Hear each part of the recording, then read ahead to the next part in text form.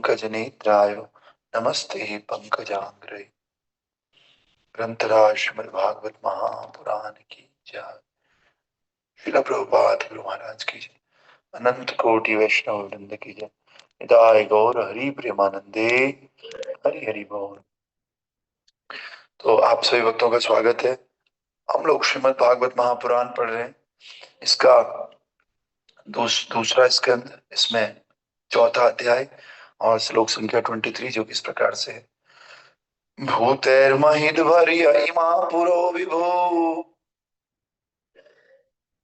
निर्मो यसेते यदमो सुपुरुषः भुक्ते गुणान् षोडश षोडशात्मकः सोऽलङ्कृष्यश्च भगवान् वचांसि मे।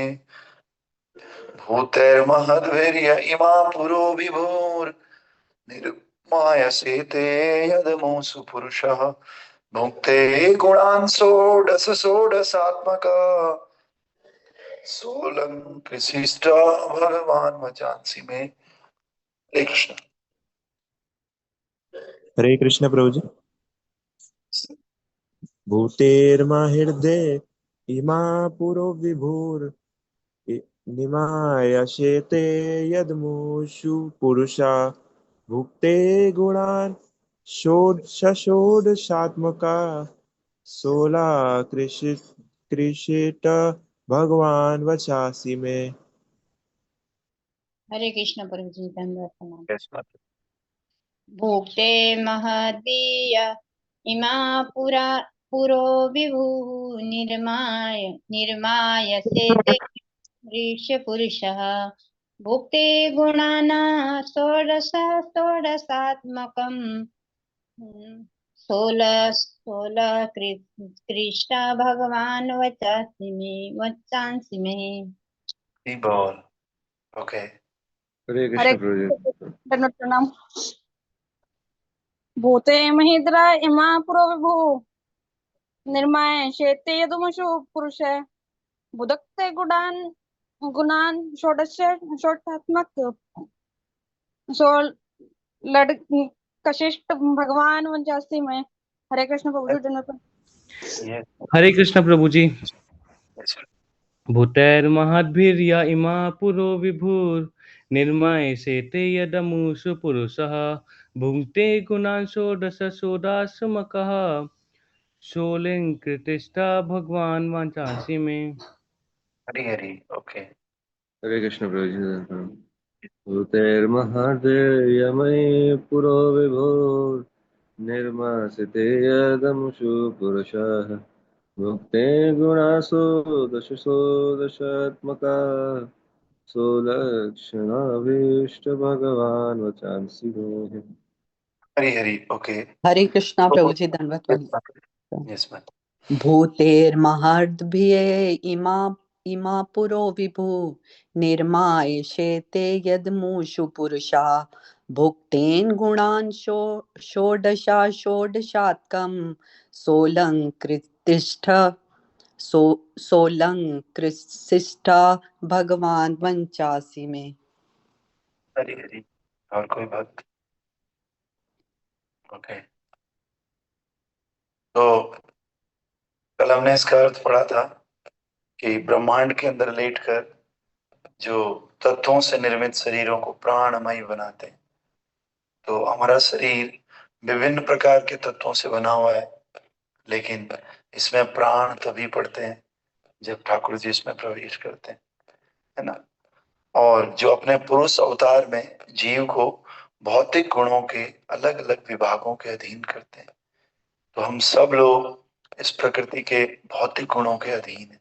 सतोगुण, रजोगुण, तमोगुण, है ना। और इनके भी अलग अलग विभाग हैं।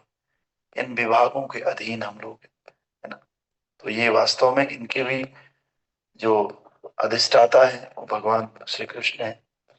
और जो जीव के जनक के रूप में, जनक मतलब जो सभी जीवों को पैदा करने वाले पिता है सभी जीवों का। तो भगवान गीता में भी कहते हैं अहम बीज प्रदा पिता, मैं सभी जीवों को बीज देने वाला पिता हूं। और वे पूर्ण पुरुषोत्तम भगवान मेरे प्रवचनों को अलंकृत करने के लिए प्रसन्न हुए। ऐसे पूर्ण पुरुषोत्तम भगवान मेरे वचनों को अलंकृत करने के लिए प्रसन्न हो। तो भगवान से प्रार्थना की जा रही है कि प्रभु, मैं जो भी बोलने जा रहा हूं उसमें आपकी कृपा रूपी अलंकार हो। ठीक? तो इस प्रकार से, ताकि ये बहुत सुंदर लगे, दूसरे इसको स्वीकार कर सके, है ना। क्योंकि बिना अलंकृत चीजों को स्वीकार करना डिफिकल्ट होता है। तो इसलिए सुखदेव गोस्वामी भगवान से प्रार्थना कर रहे हैं कि मैं जो भी प्रवचन करने जा रहा हूँ सुखदेव, ये महाराज परीक्षित को, तो ये आपकी कृपा मिले और मेरा प्रवचन अलंकृत हो, है ना। तो मंगलाचरण करने से, इस तरह की प्रार्थना करने से प्रवचन बहुत सुंदर हो जाता है ना, और अलंकृत हो जाता है। तो एक स्टेंजा कल पढ़ा, अगला स्टेंजा आज इस प्रकार से है। तात्पर्य वाय अर्चनीय वंदनीय प्रात स्मरणीय जगत गुरु श्रील प्रभुपाद जी द्वारा। श्रील प्रभुपाद की जय। बुद्धिमान व्यक्ति ये स्पष्ट रूप से देख सकता है कि चाहे कोई भौतिक सृष्टि, चाहे अपना शरीर हो, आध्यात्मिक स्पर्श के बिना वो सुंदरता के साथ वृद्धि नहीं कर सकता, है ना। संसार का सर्वाधिक बुद्धिमान व्यक्ति, ये बड़ा से बड़ा वैज्ञानिक, किसी भी वस्तु को तभी ढंग से प्रस्तुत कर सकता है जब उसमें जीवन हो या आध्यात्मिक स्पर्श हो। प्रभुपाद बता रहे हैं कि जिसको थोड़ी भी बुद्धि होगी, वो व्यक्ति समझ पाएगा कि हमारी सुंदरता तब तक विकसित नहीं होती है जब तक हमारे अंदर आध्यात्मिक स्पर्श ना हो, स्पिरिचुअलिटी ना हो, यानी कि आत्मा ना हो। सीधी सीधी बात, मान लिया कोई मर गया, लेकिन वो पृथ्वी के सारे तत्व तो अभी भी विराजमान है उसके अंदर, तो आप कितना ही सजा दो उसको, एक दो दिन में उसमें बदबू आने लग जाए, है ना। तो जब तक भगवान का तत्व यानी कि आत्मा, आध्यात्मिकता जीवन में नहीं आती है, वो व्यक्ति सुंदर नहीं हो पाता है ना। वैज्ञानिक कितना ही बड़ा बुद्धिमान हो, कितना ही बड़ा वैज्ञानिक हो, तभी किसी वस्तु को प्रस्तुत कर सकता है जब वो जिंदा हो। जिंदा ही नहीं होगा तो कैसे प्रस्तुत करेगा। और ये जो जीवन है, जो जिंदगी है, जो चेतना है, ये एकमात्र प्रभु हमको देते हैं, है ना। इसीलिए प्रभु के बिना सारी सुंदरता बेकार है। तो अतएव समस्त सत्यों के स्रोत सर्वोपरि आत्मा है, स्थूल पदार्थ नहीं, जैसा कि भ्रमवश निपट भौतिकवादी सोचता है। हम लोग सोचते हैं केमिकल से लोग बने हैं, पदार्थ से पदार्थ बना है, ऐसा नहीं है। मैटर से बना हुआ है, ऐसा नहीं। सब लोग सुप्रीम पर्सनालिटी ऑफ गॉड है, भगवान से सब लोग बने हुए हैं, है ना? वैदिक साहित्य से हमें जानकारी मिलती है कि सर्वप्रथम श्री भगवान ने रिक्त भौतिक ब्रह्मांड में प्रवेश किया, तब सारी वस्तुएं एक एक करके विकसित हुई। इसी प्रकार भगवान परमात्मा के रूप में प्रत्येक व्यक्तिगण जीव में स्थित है, अतः उनके द्वारा सारे कार्य अच्छे ढंग से संपन्न होते हैं। 16 प्रमुख सृजनकारी तत्व जिनके नाम है, आप लोग भी इन तत्वों को अच्छे से सुन लीजिए, याद कर लीजिए, है ना। 16 तत्व इस प्रकार से हैं: पृथ्वी, जल, अग्नि, वायु, आकाश। ये तो 5 आप लोग जानते ही थे, है ना। 5 के अलावा तथा 11 इंद्रियां साक्षात भगवान से विकसित होती हैं। तो 11 इंद्रियां हो गई। 11 कौन कौन सी हैं?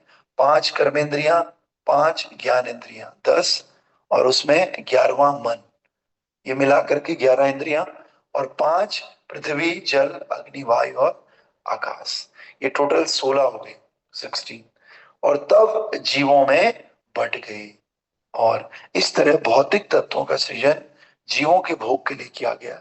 अतः समस्त भौतिक अभिव्यक्तियों के पीछे जो सुंदर व्यवस्था है, वो भगवान की शक्ति द्वारा संभव होती है, और प्रत्येक जीव उसे ठीक से समझने हेतु भगवान से केवल प्रार्थना ही कर सकता है। हम लोग कितना चैलेंज करते रहते हैं, अपने आप को कितना बड़ा समझते हैं कि नहीं, ये चैलेंज करते हैं, ये कैसे, वो कैसे। अरे भैया, हमारे अंदर दिमाग नहीं है समझने के लिए, हम एक तुच्छ जीव है, हम लोग बहुत छोटे छोटे अणु हैं हम लोग, है ना। तो केवल भगवान इस सृष्टि को करते हैं, और भगवान की सृष्टि को समझने के लिए हमें भगवान से ही प्रार्थना करनी चाहिए। एक ही चीज हमारे बस में, वो है प्रार्थना। प्रार्थना कर सकते हैं, और कुछ नहीं कर सकते। जैसे किसी ने कोई चीज बनाया, कोई रॉकेट मिसाइल बनाया किसी ने, तो वो वैज्ञानिक ही आपको समझा सकता है उसने कैसे बनाया, है ना।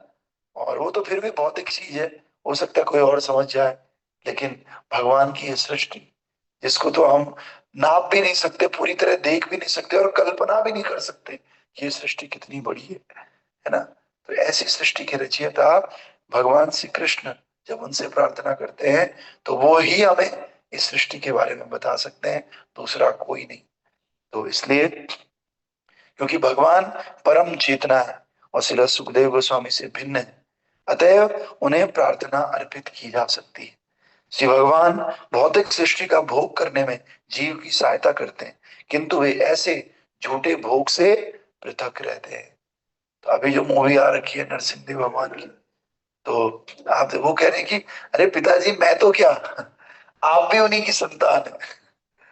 कह रहे मैं ही नहीं, आप भी उन्हीं की संतान। तो हिरण्यकशिपु को गुस्सा आ जाता है कि मैं कैसे उनकी संतान हो सकता हूँ। कह रहे तू, तुझे हाथी से कुछ लुआ दिया, हमने तुझे इधर डाल दिया और बिल्कुल समुद्र में तुझे फेंक दिया, तुझे तेरे पास ये ताकत आ कहां से रही है। तो प्रहलाद महाराज छोटा सा बालक कह रहा है कि प्रभु, अरे मैं तो छोड़िए, आपके अंदर जो शक्ति है वो भी उन्हीं से आ रही है ना। तो वास्तव में असुर लोग ऐसे समझते हैं। वो कह रहे हैं प्रहलाद महाराज की, पिताजी आपको गलत फहमी हुई है, आप अज्ञानता के कारण गलती से आप उनको अपना शत्रु मान रहे हैं, लेकिन वो आपके शत्रु नहीं है, वो तो आपके पिताजी है। है ना। ऐसे ही हम लोग कुछ भी समझ रहे हैं, लेकिन वास्तव में हम सब के मूल भगवान श्री कृष्ण है, जिनके द्वारा हम सृजित हुए हैं, जिनके द्वारा हम पालन होते हैं। अरे हिरण्यकशिपु इतना बड़ा राज कर रहा था, खा पी रहा था, मौज कर रहा था, वो मौज करने के पीछे भी भगवान की ही शक्ति थी। भगवान की शक्ति के बिना हिरण्यकशिपु क्या है, कुछ भी नहीं, है ना। तो इसी प्रकार से हम सबको समझना चाहिए कि हम चाहे भक्ति करें चाहे ना करें, चाहे पब्स में जाएं, मॉल्स में जाएं, दारू पिए, कुछ भी करें, ये सब के लिए भी शक्ति भगवान देते हैं। भगवान की शक्ति के बिना कोई दारू भी नहीं पी पाएगा, लेकिन हम उस शक्ति का दुरुपयोग करते हैं। प्रभु हमें अल्प स्वतंत्रता देते हैं कि भाई तुम मेरे बच्चे हो, ठीक है, तू नहीं मान रहा, तू कर जो करना है, लेकिन साथ ही साथ समझाते भी हैं। दूसरे को बोलते हैं, जैसे किसी का बच्चा बिगड़ जाता है ना, तो पैसे उसको दे देते हैं किसी तरह कि भाई बिगड़ गया, अब क्या करें, मेरा बच्चा है, मैं प्रेम करता हूँ, लेकिन किसी और को पीछे से भेजते भी, यार उसको समझाना है यार प्लीज, जा करके।